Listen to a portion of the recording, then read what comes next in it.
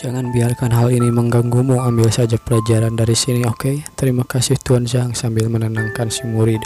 Tuan Zhang telah memenangkan 2 duel dan meraih 1 hasil imbang. Sudah tidak mungkin dia kalah dalam evaluasi guru. Ya, dia benar-benar. Sementara itu, di sisi yang lain si Lusun mempermalukan Zhang Xuan. Jika aku kalah lagi, aku akan terlalu malu untuk bertemu dengan siapapun di masa depan. Su Hong pernah kalah dari Zhou Ya, meskipun kultivasinya telah meningkat, dia mungkin masih menyimpan trauma atas peristiwa itu. Jika aku mengirimnya, aku tidak dapat menjamin kemenangannya. Tuan Lu, biarkan saja aku yang bertarung berikutnya, seseorang berkata seperti itu. Bai Chao, kalau begitu jangan ragu saat bertarung, kata si Lusun. Sepertinya giliranku. Di sisi yang lain, Liu Yang hormati lawanmu. Kau pasti bisa, kata Xianto. Jangan bersikap lunak padanya. Bai Chao berspesialisasi dalam teknik tinju. Liu Yang seharusnya bukan lawannya, bukan? Baiklah, duel keempat akan segera dimulai. Siap. Mulai, Liu Yang. Aku tahu meridian di lengan kananmu rusak, tapi Tuan Zhang seharusnya sudah memperbaikinya, bukan? Apa kau berani menerima pukulan dengan tangan kepalamu? Tunjukkan padaku apa yang Tuan Zhang ajarkan padamu, kata si Bai. Kau ingin melihat apa yang telah kupelajari? Tinju melawan tinju, itulah yang kau inginkan, kata si Liu Yang. Hentikan omong kosongmu dan ayo kita mulai. Dia langsung menerjang si Bai Chao. Nampaknya seni besi armormu itu tidak terlalu buruk, sambil beradu pukulan keduanya. Dar. Kepalan tanganmu juga tidak terlalu buruk, tinjumu juga lumayan, kata si Bai. Ayo mulai lagi. Mereka pun saling beradu pukulan. Rasakan ini. Dar. Teknik tinju apa yang dia latih? Tinjunya sangat keras, kata si Bai dalam hati. Denganmu sangat menyenangkan, namun kupikir sudah saatnya kita mengakhiri babak ini. Penonton mulai bosan, bukan? Dia pun bersiap mengeluarkan tinju tangannya lagi. Dar. Ketika tinju mereka saling beradu, tinju si Bai kalah dan terpental ke belakang.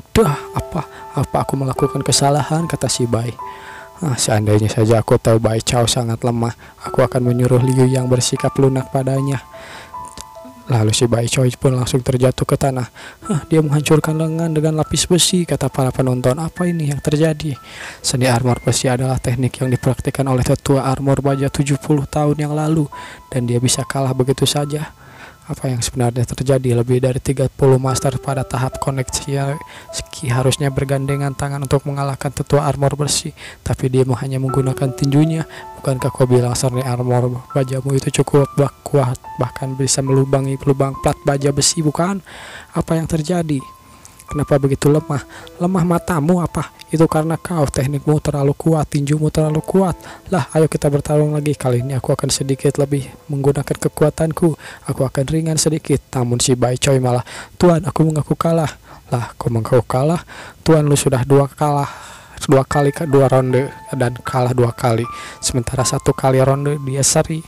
Jadi jika kau kalah, maka apapun itu aku tahu, jika aku mengaku kalah, maka kami akan kalah. Tapi aku lebih baik kalah daripada dia mematahkan kedua lenganku, kata si Bai Chao. Baiklah kalau begitu. Bai Chao mengaku kalah. Evaluasi guru telah selesai. Tuan Zhang Xuan menang. Tuan Zhang menang. Luar biasa. Semua muridnya sangat kuat. Benar kecuali Xianto, semuanya kuat.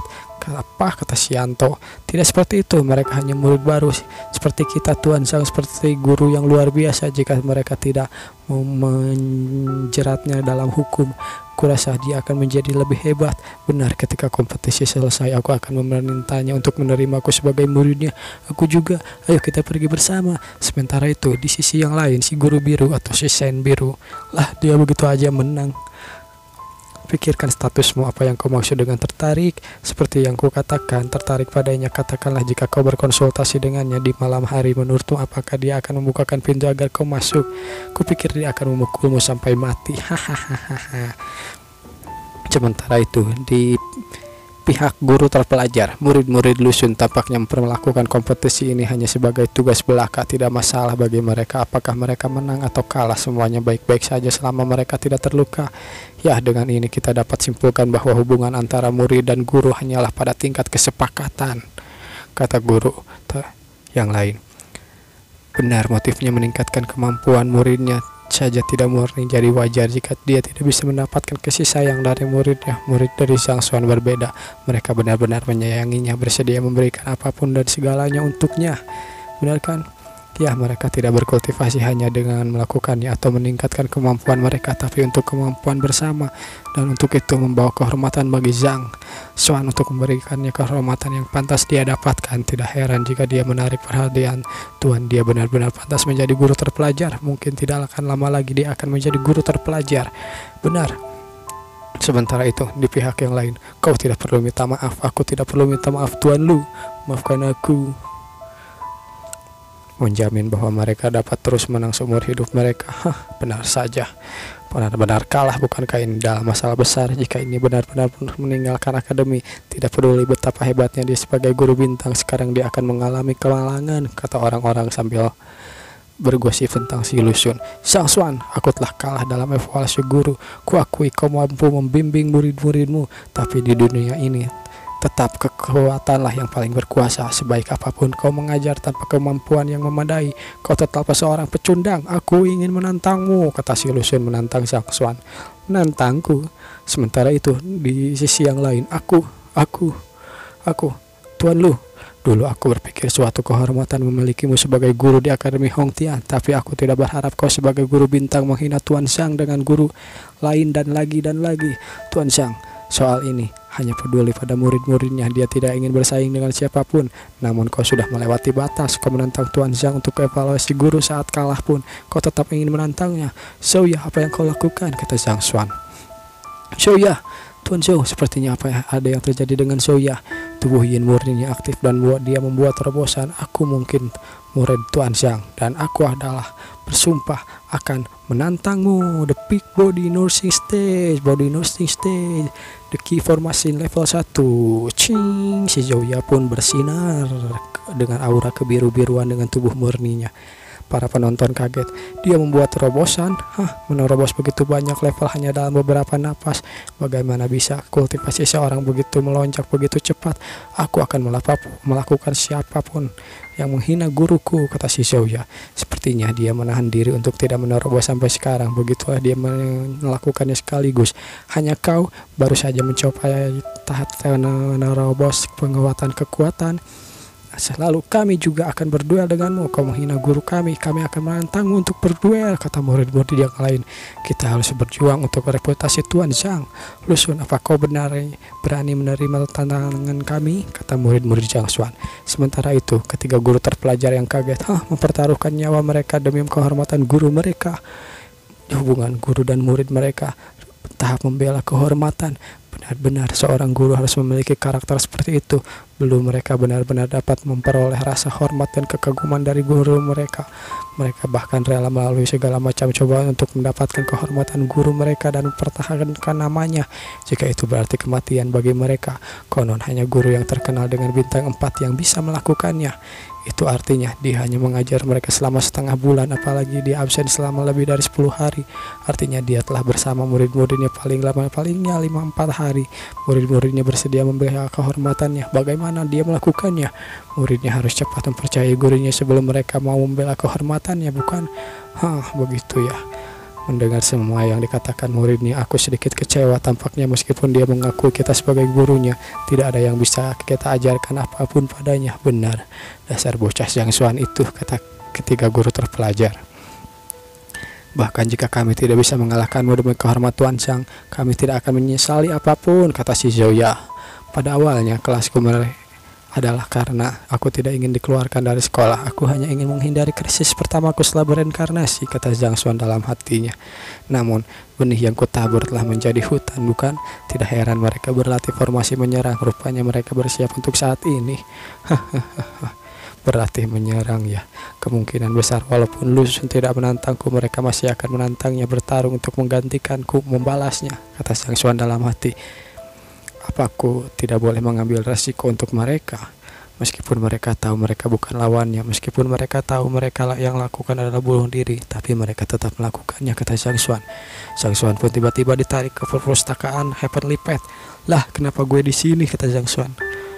Tiba-tiba saja ada buku emas yang lain menghampiri Zhang Xuan. Aku tidak tahu bagaimana yang pertama terbentuk, tapi ini tiba-tiba saja terjadi. Bagaimana ini?